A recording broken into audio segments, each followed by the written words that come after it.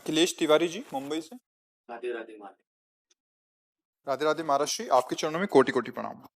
महाराज जी, मैं आपके दिखाए मार्ग पर चलने की कोशिश कर रहा हूँ, लेकिन महाराज जी सांसारिक जीवन में आने वाली कोई भी परेशानी से डर जाता हूँ, सही गलत का फैसला नहीं ले पाता। ये भय को कैसे निकालूं महाराज जी, मेरा मार्गदर्शन करें।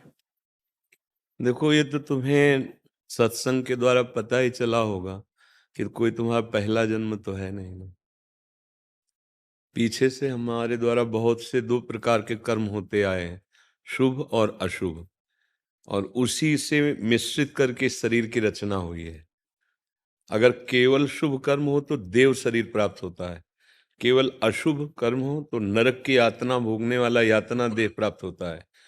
अधिक पाप हो जाए, पुण्य कम, तो तिर्यक योनियों में जिसका सम बराबर होता है, पुण्य और पाप मिश्रित, उसे मानव देह मिलती है। एक सिद्धांत है, एक क्रम है। अब हमारे हृदय में चिंतन क्या चल रहा है? अगर हमारा चिंतन फिर वही गलत चल रहा है जिसके कर्म भोग के अनुसार हमें भटकना पड़ा है, शुभ और अशुभ दो ही प्रकार के कर्म होते हैं। तीसरा जो शुभ अशुभ दोनों को विध्वंस करता है वो भागवतिक कर्म योग कहा जाता है। वो भगवान को समर्पित शास्त्र सम्मत कर्म होता है। वो बांधने वाला नहीं होता, वो मुक्त करने वाला होता है। तो अभी हमारे इसी जन्म में ऐसी गलतियां हो गई हैं जिनका आपने कोई प्रायश्चित नहीं किया। ईमानदारी वाली बात देखो ना, मतलब अपने तो घर के जैसे बैठे बात कर रहे हैं कि इसी जन्म में हमसे ऐसी गलतियां हुई हैं जिनका हमारे द्वारा कोई प्रायश्चित नहीं हुआ। उनके लिए हमने कोई व्रत, उपवास, नियम या उनके नष्ट करने वाली कोई भी हमने क्रिया नहीं की, तो सुरक्षित रखे ना। तो अब चाहे जितना आप अच्छा करो, आपको भयभीत करते रहेंगे वो, क्योंकि रखा दुश्मन बैठा हुआ है। जब तक उसका नाश नहीं होगा तब तक वो काल्पनिक भय आपके अंदर पैदा करता रहेगा, और जहां उसका नंबर आया आपको दंड देने का, फिर काल्पनिक भय नहीं रहेगा, फिर वास्तविक वो तुमको दंड देगा। ये तो ब्याज में है काल्पनिक भय। वो बैठा है ना दुश्मन, तो रात दिन उसका भय है, उसको पता नहीं तुम्हें। इसीलिए कहा जाता है शीघ्रातिशीघ्र पाप का मार्जन कर डालो, नहीं वो बढ़ेगा और जब आएगा तो फिर सताएगा, कष्ट देगा।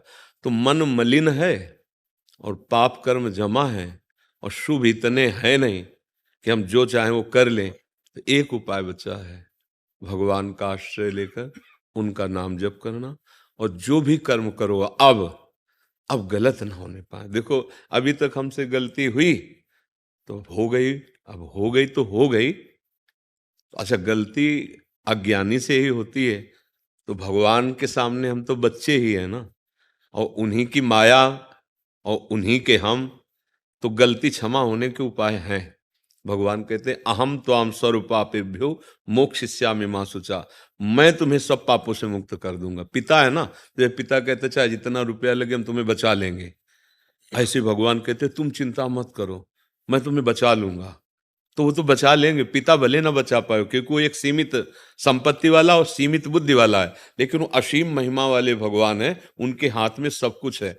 तो हमें चाहिए कि आज से नियम ले कि हम गलत काम जिसे जानते हैं, वैसे सबको ज्ञान है कि क्या गलत है, नहीं, भगवान इतना ज्ञान तो सबको देते हैं। जानबूझ करके जो आप गलती किए हुए हो अब वो दोबारा ना करो। और जो भी कर्म कर रहे हो, चाहे वो व्यापार हो, किसानी हो, नौकरी हो, राजकीय विभाग हो, कहीं भी हो, वो हमारे भगवान की ही पूजा, क्योंकि पूरी सृष्टि भगवान की ही है। उसे पूजा मान करके करो, और कोई गंदे नशा ना करो, जैसे शराब पीना है, गांजा है, ड्रग्स है, ये जैसे गंदे नशा हैं। पराई माता बहनों की तरफ काम भाव भोग दृष्टि से देखना, मांस खाना, फिर अब सोचो तुम चैन से रह पाओगे? कर लो, मनमानी कर लो, 4 दिन के लिए तो स्वतंत्रता है आपको। कॉपी आपके हाथ में दे दी गई, पेन आपके हाथ में दे दिया गया, प्रश्न रख दिया गया है, लिखो या ना लिखो। परिणाम पता तब चलेगा जब उसमें जांचेगा मास्टर। तब तक तो कोई जो मन में आए सो लिखो ना, उसमें थोड़ी कोई कि ये क्या लिख रहे हो, ये नहीं डांटेगा कोई, लिखो तुम लिखो। वो पता तब चलेगा जब नंबर का समय आएगा। ऐसे ही तुम्हें मनुष्य शरीर दिया गया, छूट दी, करो, पुण्य ही पुण्य करो, आप करो, आप भजन करो, आपको छूट दी गई है आपका। लेकिन उस समय की बात याद रखो जब जांच होगी, तो एक एक सेकंड का हिसाब तुम्हारे पूरे जीवन का है। 5 सेकंड भी ऐसे नहीं जिनको तुम छुपा सको। पूरे जन्म से लेकर और आखिरी श्वास तक के हर सेकंड का निर्णय होता है। हमारा स्वामी, किसी से गवाही लेने की जरूरत नहीं होती। अब ये बात विचार करके देखो, तो हमारे को लगता है कि हमारे ऊपर बड़ी कृपा है अगर हम जो गलतियां की उनका दंड मिले ना, इसी जन्म की गलतियों का। आप देखो, किसी माई बहन को छेड़ दो आप, रिपोर्ट हो जाए, आप जेल जाओगे? ऐसी गलती कितनी बार की है और भगवान ने क्षमा कर दिया तुम्हें? ईमानदारी से देखो, लेकिन भगवान ने उनको सबको माफ कर दिया। आप अंदर की बात जानते हो, अंदर की बात अपनी जानते हो, भगवान ने क्षमा किया कि नहीं, भगवान बचा रहे हैं कि नहीं? 5 मिनट की गलती ने पूरे जीवन की पढ़ाई लिखाई और राजनीतिक जितना जो कुछ सब मिटिया मेट करके और वहां खड़ा कर दिया कटघरे में उसको। और ऐसी गलतियां पचासों नहीं, पचासों हजार बार अपने से हुई हैं और एक बार भी थप्पड़ नहीं लगा। तो जमा है ना, वो कितना कृपालु, फिर भी हमें चैन से जीने दे रहा है। हम कितने गलत, अंदर की बात देखो, अंदर की एक पॉइंट हम कह रहे हैं, ऐसे कितने पॉइंट हमारे द्वारा गलतियां हुई जिनको ऐसे दबा दिया गया, हम ही ने दबा दिया, और आज तक कोई ना समाज जानती है और ना कोई कानून से दंड मिला है। तो वो फ्री थोड़ी वो रखा है, वो तैयार हो रहा है बिल्कुल खा पी के, जैसे दूध पी के कोई एकांत कमरे में रियाज लगा रहा हो तुम्हें परास्त करने के लिए। वो तुम्हारा कर्म अवश्य में भोक्तव्यम कृतम कर्म शुभाशुभम। इसलिए अब तुम तैयार हो जाओ उसको नष्ट करने के लिए। वह है भगवान का नाम और भगवान का आश्रय।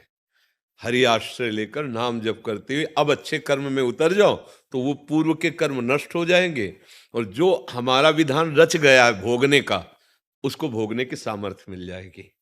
जैसे जो शरीर रचना के समय लिख गया था कि इतने वर्ष से इतने वर्ष तक ये दंड मिलेगा, ये दंड मिलेगा, वो तो लिख गया है, उसे तुम काट नहीं सकते, उसको भोगने की सामर्थ्य मिलेगी। लेकिन जो जमा है हिसाब, वो भस्म हो जाएगा। जो आगे हमसे गलती होगी वो क्षमा कर देंगे, प्रभु बड़े कृपालु हैं। इसलिए ऐसा लगा, बेमतलब का मन भय प्रदान करता है जब हमारे कर्म बिगड़ जाते हैं। पूर्व जो कर्म बिगड़े हुए हैं तो बेमतलब का वो भय देगा। इतना कष्ट हो जाता है कि फिर वही मन सिखाने लगता है कि मर जाओ तो अच्छा है। आप देख लो, सबको शरीर और प्राण कितने प्रिय हैं, और इस मन के कहने के अनुसार चलने से हमसे यदि गलतियां हो गई हैं, तो वो जब गलतियों का दंड मन दिलाता है, यही मन दिलाता है, तो यही हमें शिक्षा देने लगता है कि यार ऐसे, और कितना बड़ा अपराध कराने के लिए प्रेरित कर दिया। बहुत नीच है ये मन, इसके कथनानुसार चलोगे तो सर्वनाश कर देगा ये। और अगर शास्त्र और गुरुजनों की आज्ञा के अनुसार चलो तो यही मन तुम्हें आनंद में डुबो देगा। अब देखो, एक है भयावह कल्पना और एक है आनंददायक। भगवान बड़े कितने कृपालु हैं, कदम कदम पे रक्षा करते हैं, सर्व सामर्थ्यशाली। अब ये भी तो चिंतन चल रहा है और एक चिंतन बुरा चल रहा है, तो कमजोर हो गया मन हमारा विषयों से, तो वो गंदी गंदी बातें सोचता रहता है, निगेटिव सोचता रहता है। बलवान हो गया तो पॉजिटिव सोचता रहता है।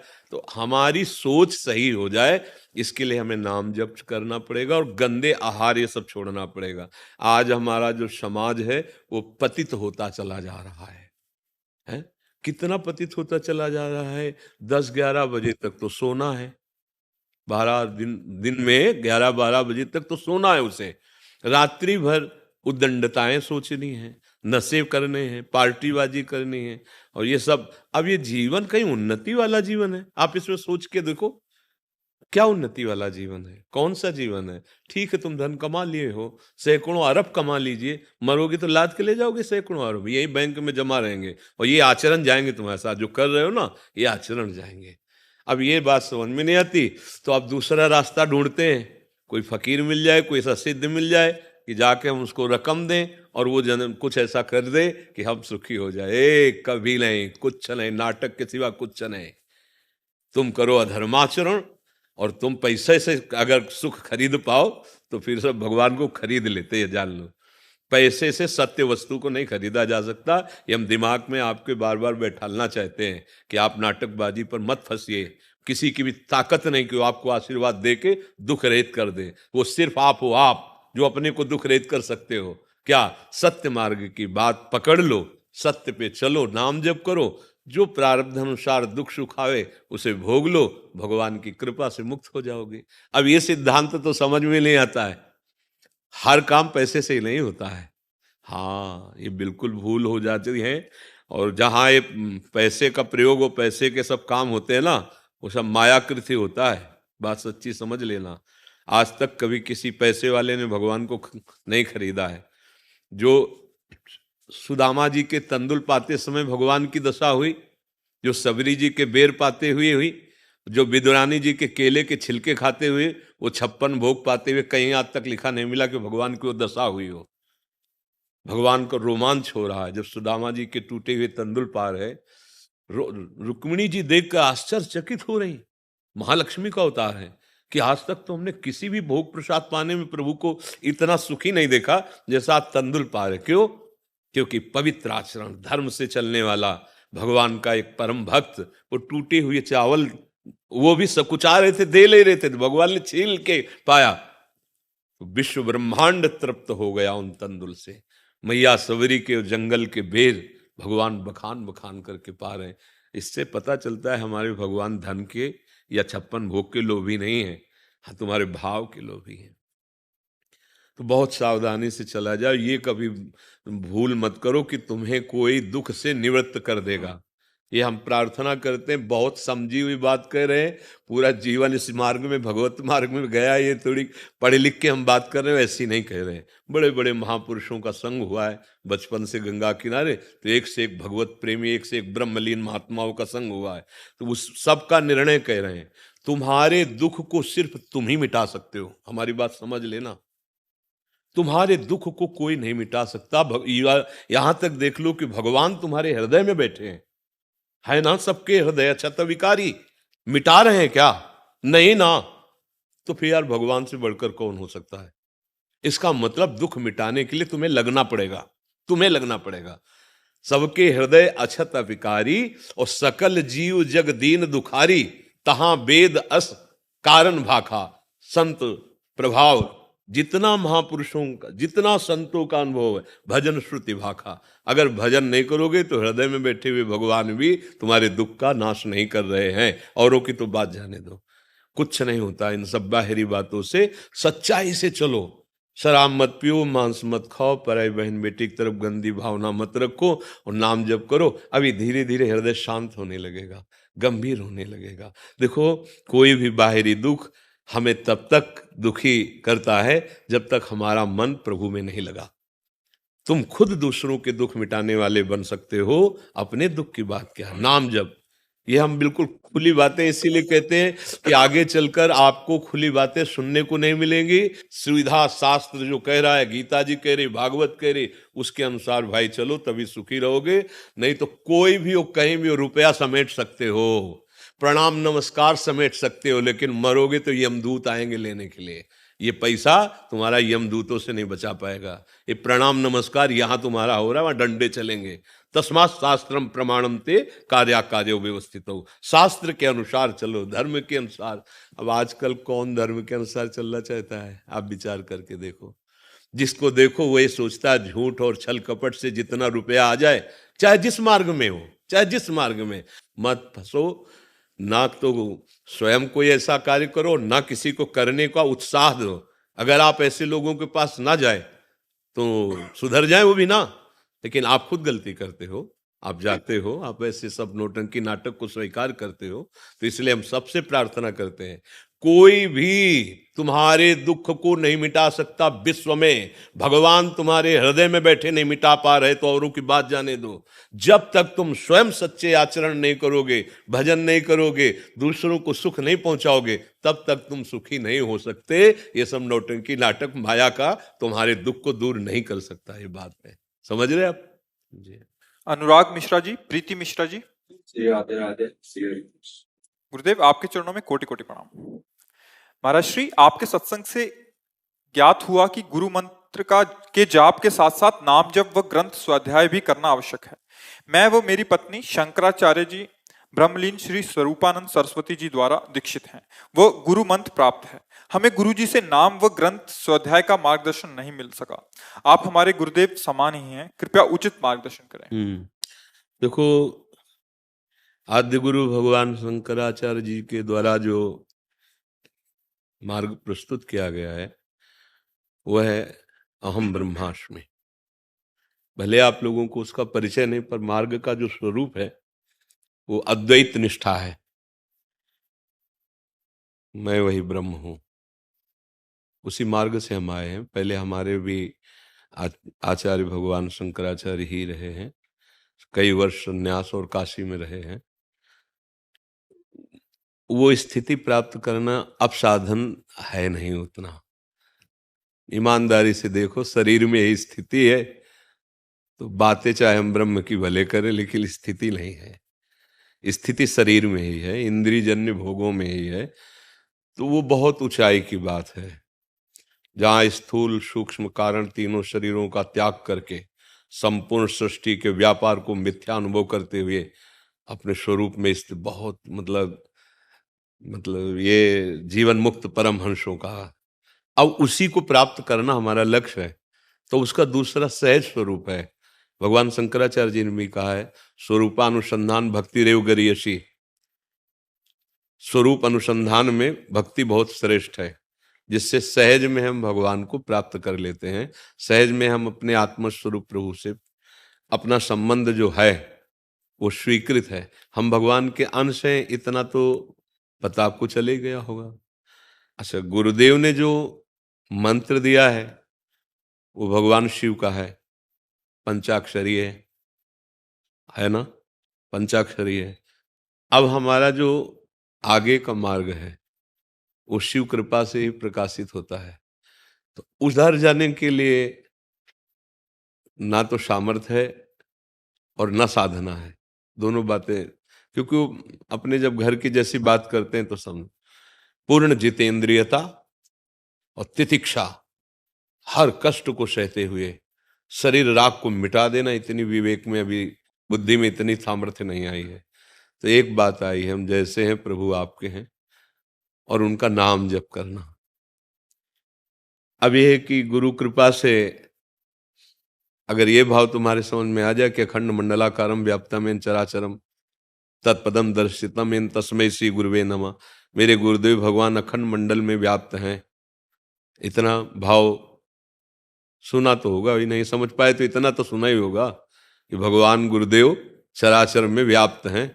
अब मान लो कि मंत्र दिया गुरुदेव ने, वो कृपा की, अभी इस रूप में आके कह रहे अब राधा राधा रटो, बहुत कृपाल श्री लाडली जी हैं, हम जो हैं जैसे भी हैं प्रभु के हैं, राधा राधा राधा राधा राधा। गुरु मंत्र वो जप करो, नाम राधा राधा जप करो, आश्रित प्रभु के रहो, अभी अभी मार्ग आगे का प्रशस्त हो जाएगा। अच्छा, ये हो कि हमें पीछे वाले का ज्ञान नहीं इसलिए बात कर रहे हैं, ऐसा नहीं। आप तो गुरु मंत्र केवल लिए हो, हम तो सन्यासी थे, हम तो उसी मार्ग के थे। जब महाराज वहाँ विराजमान थे अपने मठ में ना, तो वहीं घाटों में हम रहते थे। खूब नाम जप करो, राधा राधा राधा, और पवित्र अवस्था में गुरु मंत्र जप करो। और हो सके आपको अगर समय मिले तो श्रीमद् भागवत का स्वाध्याय करो। भगवत गीता, श्रीमद् भागवत, ये दो ग्रंथ जो है इनका स्वाध्याय करो। कोई भी संप्रदाय हो, सब संप्रदाय में चल श्रीमद् भगवत गीता जी और भागवत जी, एक एक अध्याय ही करो, एक एक अध्याय, और समझ समझ के करो, अर्थ सहित पढ़ के करो, ठीक है। और नाम जप जरूर, नाम जप के बिना देखो, मानो हम जो हैं सो हैं, लेकिन बात इससे थोड़ी बोलेगी। जब तक साक्षात्कार नहीं होगा तब तक क्या, सब तो भगवान का अंश है, पर का अनुभव में आ रहा है? अनुभव में तो यही पांच भौतिक देह ही आ रहा है ना, यही आ रहा है ना। अगर आपसे पूछा जाए आप कौन, तो आप इसका परिचय देंगे, शरीर का। ब्रह्म ज्ञान बिन नार नर करें दूसर बात, कौड़ी लागी लोभ वश करें विप्र गुरु घात। अब ब्रह्म ज्ञान का समय नहीं, ये कलिकाल मलायतन मन कर देख विचार, श्री रघुनाथ नाम बिन नाहि नान आधार। बहुत मलिनताएं छा गई हैं, अब मैं ब्रह्म हूं ऐसा अनुभव करना बहुत कठिन है। तो मैं प्रभु का हूं, और जैसे भी बने नाम जप करो, उससे मंगल हो जाएगा, परम मंगल हो जाएगा। और गुरुदेव भगवान सब रूपों में विराजमान है। गुरुदेव कोई व्यक्ति नहीं होता, व्यक्ति कोई गुरुदेव नहीं होते, गुरुदेव तत्व होते हैं। और तत्व वही होता है जो सर्वत्र होता है। इसीलिए कहा गया अखंड मंडलाकारम व्याप्तम चराचरम, चर और अचर में सब जगह मेरे गुरुदेव व्याप्त हैं, वो आपके हृदय में भी व्याप्त हैं। अगर हम गुरुदेव को व्यक्ति मानेंगे तो फिर शब्द बदल जाएगा कि हमारे गुरुदेव पधार गए, आ जाएगा नहीं आ जाएगा? गुरुदेव हमारे, वो पधारना साधुता की भाषा में, अगर गांव की भाषा में कहे तो मर गए। तो किसको गुरु बनाया था तुमने? गुरु कहीं मरने वाले होते हैं? वो तो मृत्यु पर विजय प्रदान कराने के लिए आए हुए थे। वो कौन है? वो साक्षात परब्रह्म परमात्मा, गुरु साक्षात परब्रह्म, तस्मै श्री गुरुवे नमः। तो अपने लोग थोड़ा कच्चे खिलाड़ी हो जाते हैं, समझ नहीं पाते अपने गुरु को। गुरु साक्षात परब्रह्म, गाते सब है गुरु ब्रह्मा गुरु विष्णु गुरुदेव महेश्वरा, मानते नहीं है। अगर मान ली लें तो फिर हम किसके दर्शन चाहते? साक्षात परब्रह्म हमारे सामने बैठ करके अपना रहस्य उद्घाटन कर रहा है, तो वो गुरुदेव ही तो है, चराचर में बैठा गुरुदेव है। कभी ऐसा मत सोचो कि तुम्हारे गुरुदेव नहीं है। पहचानो कि तुम्हारे गुरुदेव कहाँ से बोल रहे हैं। ये मेरे गुरुदेव की वाणी है, मेरे गुरुदेव यहाँ से बैठकर मुझे संभाल रहे हैं। वो हर जगह हाथ पकड़ के हमें संभाल लेंगे, क्योंकि सब जगह हैं। अभी आनंद आ जाएगा, ठीक है ना? हाँ हाँ, गीता और भागवत दो का स्वाध्याय करो, गुरु मंत्र पंचाक्षरी जो आपको मिला उसे जपो, और नाम में राधा राधा राधा राधा रटो। फिर आगे चल के आप देख लेना। पीयूष जैन जी हैदराबाद से। राधे राधे। राधे राधे महाराज जी। महाराज जी, अगर घर वालों की आज्ञा, गुरुदेव की आज्ञा में से किसी एक को चुनना हो तो किसको चुने या किसके विरुद्ध हो जाए? अगर गुरुदेव की आज्ञा का पालन करोगे तो घर वालों के विरुद्ध हो ही नहीं सकते हो। घर वालों की आज्ञा के पालन में तो गुरुदेव के विरुद्ध हो सकते हो, लेकिन गुरुदेव की आज्ञा पालन करने से घर वालों के विरुद्ध हो ही नहीं सकते, क्योंकि वो गुरुदेव ही एक ऐसे जो सब में भगवत दृष्टि करा दे। सबसे पहला उपदेश होता है माता पिता को भगवान का स्वरूप मानो और परिवार के सदस्यों को भगवान की सेवा मानो। ये गुरुदेव के वचन होते हैं। बोलो कहाँ विरोध होगा? हाँ, माता पिता आविष्ट होकर के ऐसा कह सकते हैं कि उनकी बात ना मानो, तो गुरुदेव से विमुख हो जाने पर माया बांध लेगी, लेकिन गुरुदेव के सन्मुख होने पर माता पिता भाई बंधु परिवार सब में भगवत भाव आ जाएगा, सबको सुख प्रदान करने की भावना आ जाएगी। ऐसा कैसे? चयन करना तो सिर्फ गुरुदेव का ही चयन करना है, संसार में कोई किसी का नहीं है। और उनकी जब हम बात चयन करते हैं तो वो यही सिखाते हैं कि माता में, पिता में, पत्नी में, पुत्र में, परिवार में, सब में भगवान का दर्शन करो और अपने कर्तव्य का पालन करो। वो तुम्हारे लिए क्या कर रहे हैं तुम्हें नहीं सोचना, तुम्हें उनके लिए क्या करना है ये सोचना है। तो मुझे तो यही समझ में आता है कि अगर एक मूल को पकड़ ले तो पत्ता और डाली और फूल सब सही हो जाएंगे। मूल है भगवान, मूल है गुरुदेव, यदि उनको हमने पकड़ लिया तो सारी बात मंगल। आज तक किसी गुरुदेव के ऐसे वचन निकले हैं क्या जिससे समाज का अहित हो, जिससे जीव का अमंगल हो?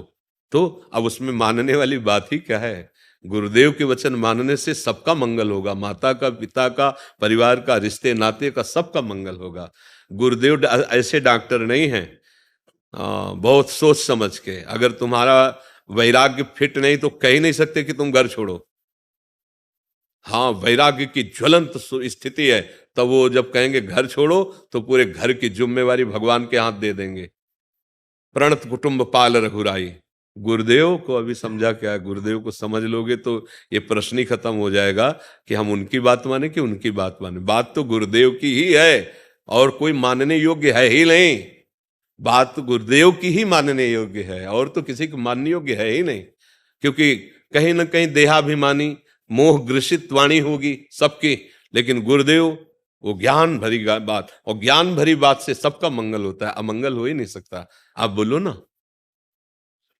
किसी गुरु की ऐसी बात हमें बताओ, या तो वो गुरु नहीं होगा, अगर है तो ऐसी बात हो ही नहीं सकती जैसे परिवार का मंगल हो या लोक का मंगल हो। गुरु की वाणी तो मंगल भवन भगवान के प्यार से भरी होती है, उसमें अमंगल कैसे हो सकता है? कभी ऐसा जैसे कोई माता बहन आके यहाँ बोली कि हमारे घर में भक्ति का विरोध होता है, हाँ बिल्कुल, मत कंठी बांधो, मत तिलक लगाओ, लेकिन राधा राधा अंदर से बोलो, क्या परेशानी है?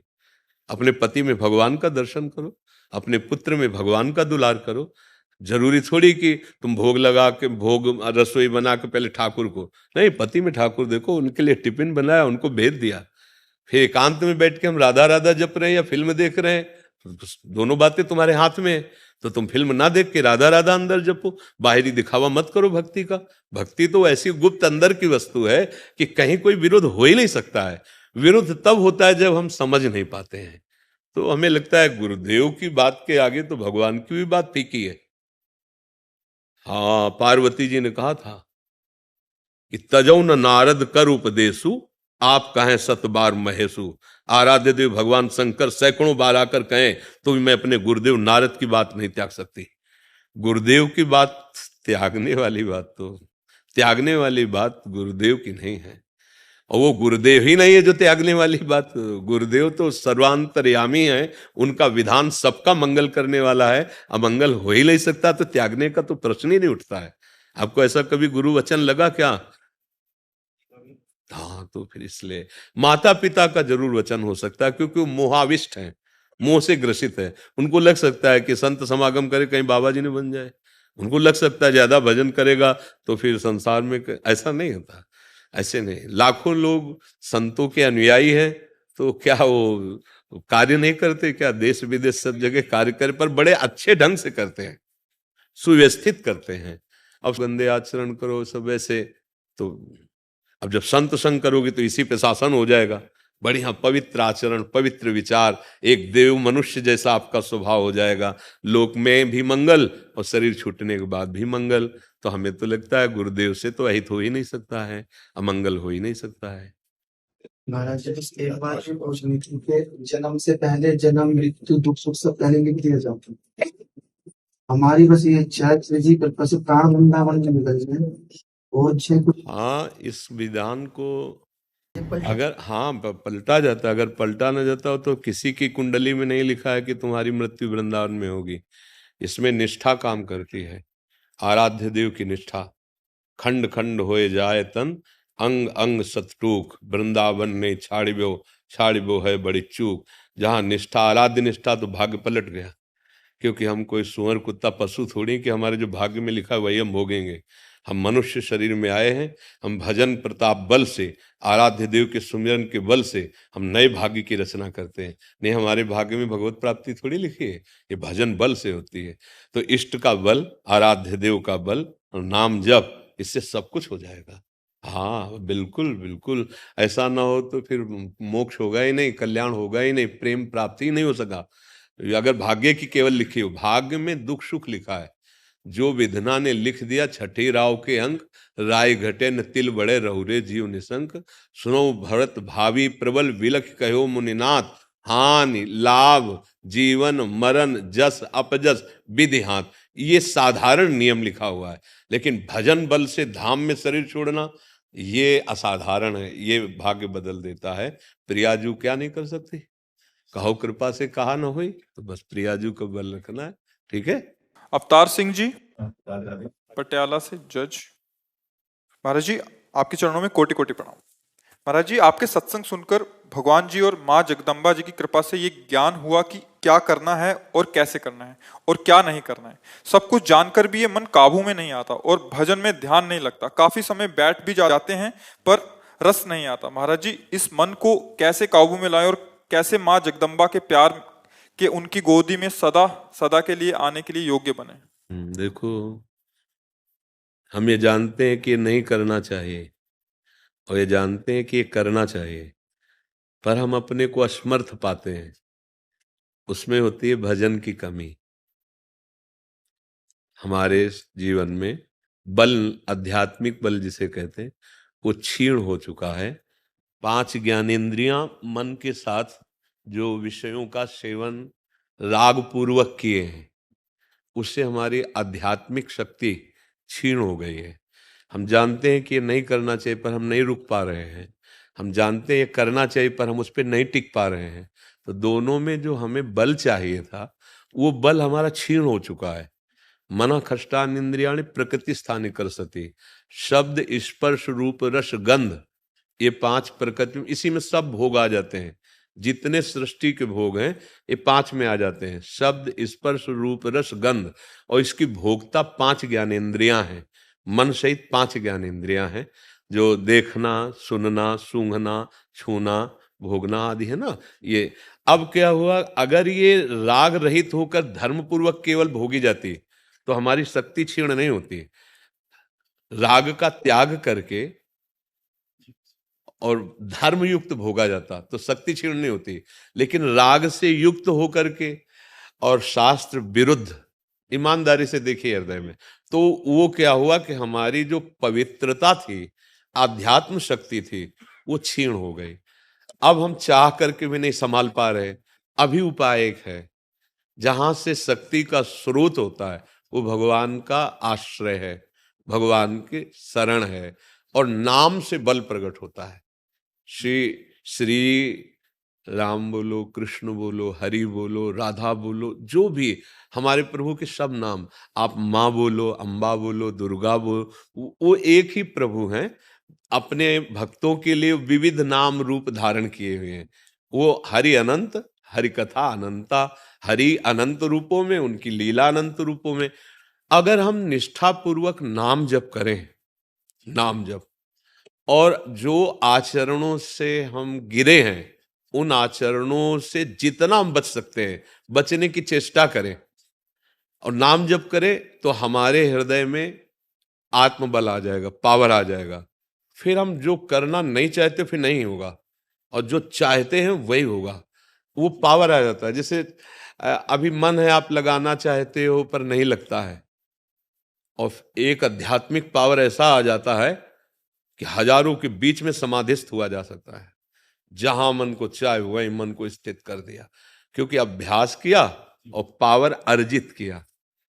हम लोग देखो समझ नहीं पाते, अपने पावर को व्यर्थ में नष्ट करते थे। जैसे गांधारी जी ने जब सुना कि उनका ब्याह धृतराष्ट्र के साथ हो रहा है और वो आंखों से अंधे हैं, तो जिसका पति आंखों से अंधा हो तो फिर मुझे रूप देखने की जरूरत क्या। उसी समय अपनी नेत्रेंद्री में पट्टी बांध ली। देखने को तो एक सहज क्रिया है कि आंखों में पट्टी बांध ली, लेकिन उन्होंने अपनी आंखों की शक्ति को संचित किया। जब महायुद्ध महाभारत का चल रहा था और देखा कि विजय श्री पांडवों की होती चली जा रही है, अब दुर्योधन मारा जाएगा, तब गांधारी जी ने कहा, बुलाया दुर्योधन को और कहा, बेटा जिस दिन से मेरा ब्याह तय हुआ था आज तक मैंने आंख नहीं खोली, आज मैं खोलूंगी। जहां मेरी दृष्टि पड़ेगी पूरे शरीर तेरा वज्र का हो जाएगा, क्योंकि मैंने नेत्रों की शक्ति का संचय किया है, समझना। और अब वो जा रहे थे तो भगवान तो सर्वांतर्यामी मिल गए। बोले कहाँ जा रहे हो? बोले माता। या तो बच्चे हो तो वैसे जा रहे हो? ठीक है, माता तो माता ही होती है, पर मतलब कुछ तो उसके भगवान समझाना चाहे तो समझ में ले गए। वो ऐसे पर जे ही पट्टी खोली ऐसी वैसे, अरे उनका बेटा ये क्या कर लिया, अब ये जगह तेरी कमजोर हो गई, यहीं से मारा जाएगा। तो जो जांग और इतना स्थान था वहीं से, अगर वो न तो एक इंद्री की शक्ति थी, एक इंद्री की शक्ति, नेत्रेंद्री को बांध रखा था, खोला तो बिल्कुल वज्र का शरीर कर दिया दुर्योधन का, उतना जितने में। ऐसे हमारे 5 ज्ञान इंद्रियां हैं। अब जैसे पहले ऋषि मुनि मौन का आश्रय लेते थे, अगर वाणी से बोल दिया कि जा वृक्ष हो जा तो हो गए वृक्ष, उसमें देर नहीं लगेगी। जा पाषाण हो जा तो पाषाण। एक एक इंद्री की शक्ति, और हम व्यर्थ में नष्ट करें ना, व्यर्थ में देखना, व्यर्थ बोलना, व्यर्थ सुनना, व्यर्थ खाना, व्यर्थ की चेष्टाएं, तो हमारी सारी शक्ति जा रही ना। देखो जो साधक जन होते हैं उस शक्ति का संचय करते हैं। नेत्रों को संभालना, वाणी से मौन रहना, भगवत चिंतन करना, शरीर से वही चेष्टा होना जो धर्मयुक्त है, तो वही महात्मा कहे जाते हैं। उनके दर्शन मात्र से, स्पर्श मात्र से पापनाश की बात आती है। संत दरस जिमि पातक टरें, दरस परस अघनाश। तो आप में क्या कमी रह गई? वही पांच भौतिक शरीर आपका है और आप भी भगवान के अंश है, पर आपने अपनी शक्ति को संभाला नहीं, बर्बाद कर दिया है। आप संभाल लीजिए, जब जागे तभी सवेरा। अगर आप संभाल लो तो अब भी संभल जाओगे। देखो अजामिल ने नारायण नाम बालक का उच्चारण किया और शरीर छूटा तो भगवान की प्राप्ति, बच गए ना। तो हम हर श्वास भगवत प्राप्ति के लिए तैयार कर लें कि आज से हम हर श्वास में राधा बोलेंगे, कृष्ण बोलेंगे। जो भाई जिसका नाम, हमारा तो हम तो आशिक हैं वृंदावन, राधा उपासी, तो हम तो राधा राधा ही बोलेंगे। तो राधा राधा, तो मानो हमारी जैसे इस सांस में हमने बोला राधा, अब हमारी आखिरी श्वास है तो भगवत प्राप्ति हो जाएगी ना। क्योंकि प्रमाण है इस बात का कि अंतिम समय मां मनुष्य, भगवान ने कहा मेरा जो स्मरण करता है उसे मेरी प्राप्ति होती है। वो तो पुत्र के बहाने बोला था नारायण, हम तो जानबूझ के राधा बोल रहे हैं किशोरी जी को, तो अब हमारा कल्याण क्यों नहीं होगा। अब हम लोग लंबे समय के लिए पहले धारणा बना लेते हैं कि 10-20 साल जब करेंगे तब कहीं ऐसा कुछ होगा। ऐसा 10-20 साल जिए कौन, ठेका है? ठेका ले कोई? अरे शाम तक हम जिए कि नहीं इसका हमें भरोसा नहीं। तो अभी हम इसी श्वास से प्रारंभ करते हैं भगवत प्राप्ति की यात्रा, राधा, फिर अगली श्वास राधा तो हमारा काम बन जाएगा। अच्छा, और बात दूसरी कि जैसे अब हमसे आचरण नहीं संभल रहे, क्योंकि बहुत बड़ी ये माया का विचित्र खेल है। तो हमने कई बार सत्संग में कहा है कि आपको पता चल जाए कि पुराना किराएदार है, 20 वर्ष रहता हो गया और गुंडा है, हट नहीं रहा, तो अब आप उससे बड़े बलवान के नामे कुछ दिन के लिए चाहे करें, पर मकान करना पड़ेगा नाम नहीं। अब वो जब उसके हाथ में रजिस्ट्री आएगी, अब वो देख लेगा उन गुंडों को, नहीं देख लेगा। तो इसीलिए शरणागति का मतलब सबसे बड़े बलवान भगवान है।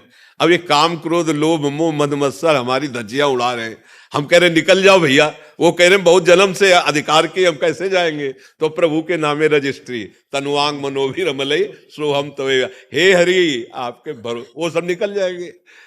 जितने काम क्रोध लोभ मोह मद मत्सर हैं, भगवान के शरणागत के हृदय से स्वयं निकल जाते हैं। तो भगवान की शरण में होकर हर श्वास नाम जप करें, हमारा जीवन व्यर्थ नहीं होगा, हमें भगवत प्राप्ति हो जाएगी। हम कहीं ऐसे विचार पे हो कि हम जितेंद्रिय हो जाएं, निर्विकार हो जाएं, फिर भजन, तो नहीं हो पाएगा।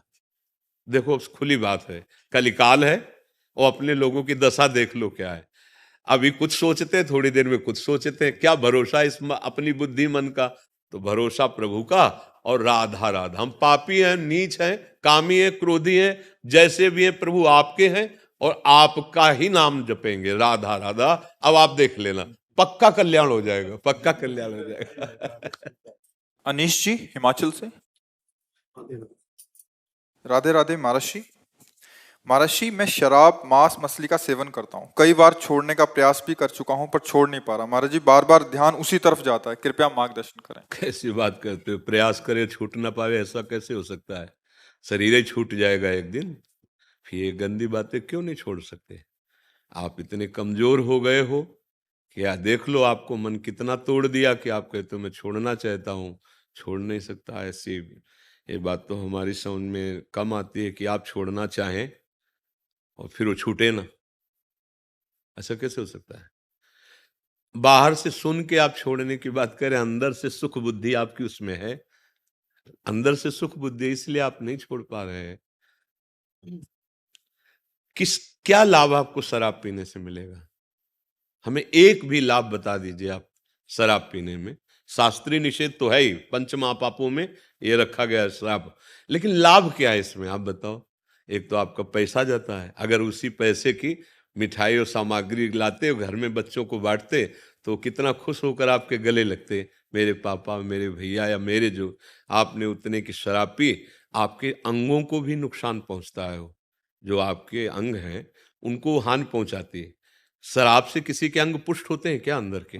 सब कोई जानता है कि स्वास्थ्य के लिए बहुत हानिकारक वस्तु है, लाभ इसमें नहीं है। अब उसमें जो आपको आनंद अनुभव होता है, उसका कारण होता है बुद्धि की शिथिलता। जैसे आपने पी ना, तो आपकी जो बुद्धि बहुत चिंतन कर रही थी, वो मंद हो गई, शिथिल हो गई, तो आपको लगा यार मौज आ गई। वो आप भजन से कीजिए,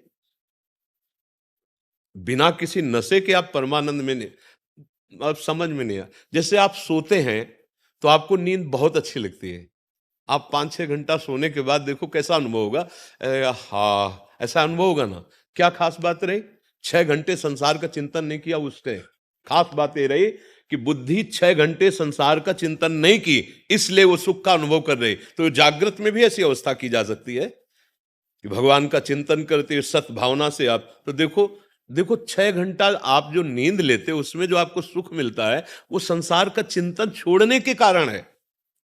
आप 6 घंटे संसार के चिंतन से रहित रहे, तो आपको लगा हाँ, और इंद्रियां बलवान हो गई, चेतना नई जागृत हो गई। और अगर ये ऐसा जागृत में हो कि असत चिंतन संसार का हो ही ना, तभी तो चलते फिरते उठते बैठते महात्मा समाधि में कहा जाता है, क्योंकि भगवान के चिंतन में रहता है। भैया जो शराब से तुम या किसी नशे से, आप देखो गंभीरता से देखना, वो तुम्हारी बुद्धि को शिथिल करता है, तुम्हारी चेतना शक्ति को शिथिल करता है, तो तुम्हें लगता है कि बहुत मस्त है। जहां तुम्हें हाथ रखना चाहिए रखने के सामर्थ्य नहीं, जहां पैर रखना चाहिए वहां रखने के सामर्थ्य नहीं, जो तुम्हें बोलना चाहिए बोलने के सामर्थ्य नहीं, तुम्हारी सामर्थ्य को वो दबा दिया, तो तुम उसको क्या मानते हो कि वो बड़ा मौज आ गई, बड़ी मस्ती आ गई। नहीं, आप लोगों ने तो देखा होगा, हमने यहाँ देखा अपने वृंदावन में, जब रात्रि में आ रहे थे तो एक छोटी सी नाली थी और एक भैया जी यही पान किए हुए थे, तो अब वो नाली को ऐसे देख रहे जैसे समुद्र पार कर ला। बार बार पैर ऐसे उठाते फिर ऐसे करते, आखिरकार वो छोटी सी नाली में उसी में गिर गए। कि अब बताओ क्या ये सुख है सर आपका?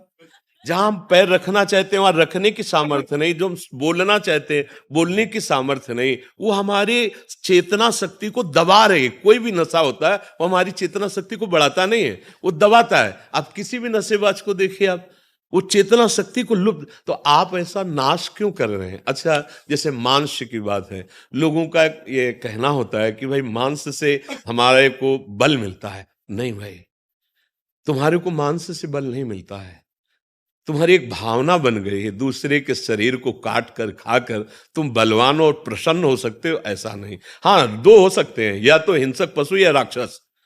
आप दोनों में से अगर कोई है तो हमारी कोई बात ही नहीं है आपसे। अगर आप राक्षस नहीं हैं और आप हिंसक पशु नहीं हैं तो फिर ये नहीं। आपके संयम में जितनी ताकत है उतनी ताकत किसी भी खाद्य पदार्थ में नहीं है। संयम से रहिए, और नमक रोटी भी खाएंगे ना आप तो आप पुष्ट रहेंगे, आप प्रसन्न रहेंगे, आप मुस्कुराते नजर आएंगे।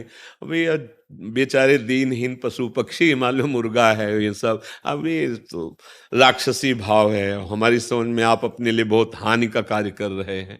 अच्छा, अब जैसे वे विचार है, तो आपने जो पाणी ग्रहण किया वो तो धर्मयुक्त है, तो शरीर तो वही है ना भाई। रूप का चमड़ा अलग अलग हो सकता है लेकिन बनावट शरीर की तो वही है ना। तो अगर विवेक से देखो, अगर तुमको वहां सुख नहीं मिल रहा तो तुम्हें पापाचरण करने में कहाँ सुख मिल जाएगा? क्योंकि शरीर तो वही है ना, अंग तो वही है ना। तो मन को अगर हम शांत रखकर अपनी पत्नी को अधिक से अधिक प्यार करें या अपने पति को अधिक से अधिक प्यार करें तो गृहस्थी बड़ी सुख भरी हो जाए, और धर्मयुक्त है, कोई उसमें पाप है नहीं, बड़ा मंगलमय जीवन। पर मनी राम को न समझाने के कारण अब उसमें सुख तो है नहीं, जो हमारी चाह है, हमारी जो चाह है सुख की, वो वहां है नहीं। अब हम बदलने लगते हैं, इस शरीर से उस शरीर, इस शरीर से उस। तो ये जो पापाचरण चल रहा है, अब इसके बाद कहो कि हमारा मन भयभीत रहता है, हमें सुख नहीं मिलता है, हम डिप्रेशन में जा रहे हैं, हम जो चाहते हो कर नहीं पाएंगे। तो कैसे कर पाओगे? तुम तो जो वो किए बैठे हो जो तुम्हारा नाश करने के लिए तैयार है, तुम्हें दुख देने के लिए तैयार है। तो इसलिए हमारी प्रार्थना है, अभी अवसर है, अभी संभाल लीजिए अपने आप को। ये शराब, ये मांस, ये सब सच्चाई से, ईमानदारी से, गुरु कृपा बल से चल रहे हैं। कोई पापाचरण, कोई गंदी बात, कोई छल कपट, कोई नाटकबाजी नहीं। हर समय हृदय आनंदित रहता है क्योंकि प्रभु साथ है ना। अच्छा, मरने का भय लगता है तो हम उसके लिए तैयार हैं, क्योंकि जिससे जो भयभीत करने वाली बातें हैं वो गुरु कृपा से है नहीं। तो लगता है शरीर छूटेगा, और जिसके लिए जीवन भर भजन किया उसके पास जाना है, तो डरना क्या यार? उनके पास जाना है ना हमें, तो हमें डर है नहीं इस बात का। तो ये हम बातें इसलिए आपको बताते कि ये आप भी तो धारण कर सकते हो। बिल्कुल नहीं भाई, हमारी प्रार्थना मानिए, छोड़ दीजिए, नहीं तो फिर प्रकृति आगे दंड देगी, तब आप छोड़ देंगे। छोड़ना तो सब कुछ यहाँ पड़ेगा ही, तुम कुछ छोड़ो या ना छोड़ो, सब कोई तुम्हें छोड़ रहा है। देखो, बाल्यावस्था छोड़ के जवानी आई, जवानी छोड़ के बुढ़ापा की तरफ, कुछ पकड़ पा रहे हो क्या? सब छोड़ रहा है ना तुम्हें। तो अगर पहले से छोड़ दोगे तो बुद्धिमान हो जाओगे, भगवान को प्राप्त कर लोगे। जैसे कोई चद्दर हमारा छीनेगा, हमें पता है गेट के बाहर, तो हम पहले उतार के हाथ में रख लेते हैं, ये ले लो भाई, झगड़े की जरूरत नहीं। तो माया छीन लेगी। सुत बनितादि जान स्वार्थ रत, ना करु नेह तभीते, अंत ही तो ही तजेंगे पामर, तू न तजय वहीं ते, मन पचितई है अवसर बीते। गोस्वामी तुलसीदास जी कह रहे हैं। तो पाप कर्म काहे कमा के जाओ, ये खेती है मनुष्य जन्म। आप नारायण बन सकते हो, आप भूत बन सकते हो, आप मनुष्य बन सकते हो, आप नाली के कीड़ा बन सकते हो। आचरण, आचरण, आचरण तुम्हारा अगर सही है तो सच्ची मानो, बिना कोई सुख सामग्री नहीं, पर हृदय आनंदित रहेगा। और आचरण सही नहीं तो जलोगे। बड़ा पुण्य किया महाराज नहुष ने, और बड़े यज्ञ किए तो देवराज इंद्र पदवी मिली। देवराज इंद्र पदवी कोई छोटी मोटी थोड़ी, त्रिभुवन का स्वामी है। अब नशा चढ़ा पद का भी नशा होता है ना। को नर अस जन्मा जगमा ही प्रभुता पाई जाय मदना। अब उनको लगा हम त्रिभुवन पति, हमारी आज्ञा सब।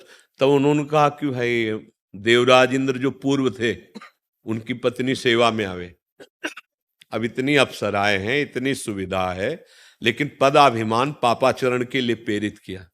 अब वो भाग के गुरुदेव की शरण में गए, बृहस्पति जी की, कि भगवान अब आप ही हमारी रक्षा कर सकते हो, और आपने वचन दिया था कि तुम शरणागत हो, जब कभी कोई दुख पड़ेगा। तो अब भगवान इससे बड़ा दुख क्या कि अब ऐसा है, त्रिभुवन पति पद पे बैठा हुआ है और इसकी आज्ञा का पालन करना होगा। तो उन्होंने बहुत बुद्धिमाने से कहा, हाँ जाओ कह दो कि हम तुम्हारी शर्त स्वीकार करती हैं, पर अभी तक जितनी सवारियों में हमारे महाराज इंद्र आते रहे, आप उनमें से एक भी सवारी में मत आए। आप कुछ ऐसा अलग आए सवारी में जिससे हम प्रसन्न होकर आपका स्वागत करें। तो वो पूछेगा तुम कि क्या सवारी से? बोलो तुम ऋषियों की सवारी करके, ऋषियों को से पालकी ढुला के आओ। बोले सर्वनाश की जड़ यही होगा उसके, वो अभिमानी समझ नहीं पाएगा, वो मारा जाएगा। ऐसा ही किया। सची जी गई और कहा कि हम आपकी जो आज्ञा गई थी उस पर विचार किया है।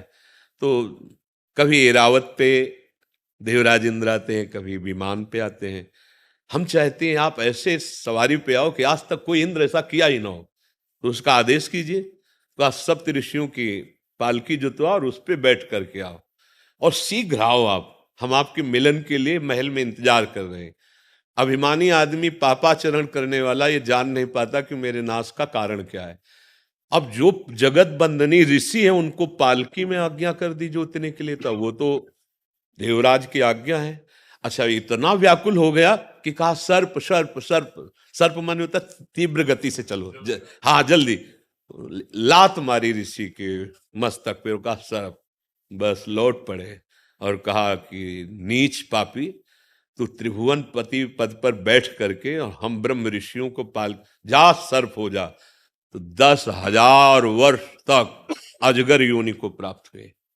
कहा देवराज इंद्रपद और कहा अजगर योनि। तो देखो पापाचरण पराई स्त्री के लिए तो देवराज इंद्र पदवी से गिराकर अजगर बना दिया, और हमारी दशा क्या होगी? हम तो कुछ ही नहीं है। वो तो पुण्यात्मा पुरुष जो त्रिभुवन पति है, इसीलिए कहा गया। ये हर एक बात पर ध्यान दीजिए। आप शराब पीते, आप मांस खाते, आप पराई माता बहनों की तरफ गंदी, भले पैसे वाले हो तो पैसे से अधर्म किया जाता है कि धर्म किया जाता है? देखो गाय घास खाती है, दूध ठाकुर जी वाला देते हैं। उनको दूध चाहिए क्या? उनको रबड़ी चाहिए क्या? उनको नारियल चाहिए क्या? यार उनको तुम्हारी पवित्रता चाहिए, तुम्हारा प्यार चाहिए। जैसे आप 1 किलो सेव लिए और घर में गए और अपने 4 बच्चे हैं, अब चारों बच्चों को दे दिया। अब एक बच्चा दौड़ के आया तुम्हारी गोद में बैठ के और तुम्हारे मुंह में पवाने लगा, अब तुमको कैसा लगेगा? दिया पापा ने ही है, पर पापा को जब पवाया तो पापा क्या करेंगे? उस सेव को अपने हाथ में ले लेंगे, उसको गोद में बैठा लेंगे और स्वयं पवाएंगे। ऐसा ही भगवान का भोग लगता है। तो दियम वस्तु गोविंदम, तो आपने दिया है प्रभु, आपको समर्पित है, वो बात अलग हो गई। ऐसा नहीं कि तुम पापाचरण करो और फिर भगवान को भोग लगा दो या मंदिर में जाके नारियल चढ़ा दो या धूप बत्ती अगरबत्ती। जितनी सुगंध है भगवान के श्री अंग की सुगंध के एक अंश के बराबर भी नहीं। उसमें तुम्हारा जो भाव है कि प्रभु आप प्रसन्न हो जाओ, तो वो अपनेपन से प्रसन्न होते। नाम जब करो, किसी से आशीर्वाद मांगने की जरूरत नहीं। ये गंदे व्यसन छोड़ो, खुद देखो परमानंद में प्रभु तुम्हारे हृदय में बैठे हैं। भगवान कोई लोभी लालची व्यक्ति थोड़ी है कि माल छलाओ तो तुम्हारी तरफ और माल ना छलाओ तो तुम ऐसा ले ऐसा ले।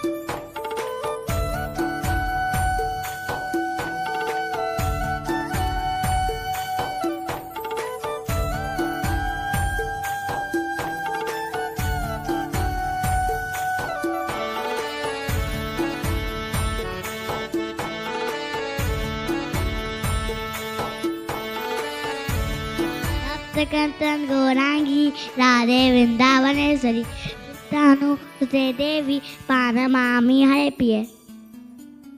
सरस किशोरी वयस की थोरी रति रस बोरी कीजे कृपा की तोर शिरा दे कीजे कृपा की कोर शिरा दे साधन हीन में दीन में राधे तुम तरुणामय प्रेम अगाधे काके द्वारे जाए पुकारे कौन निहारे दीन दुखी की ओर श्री राधे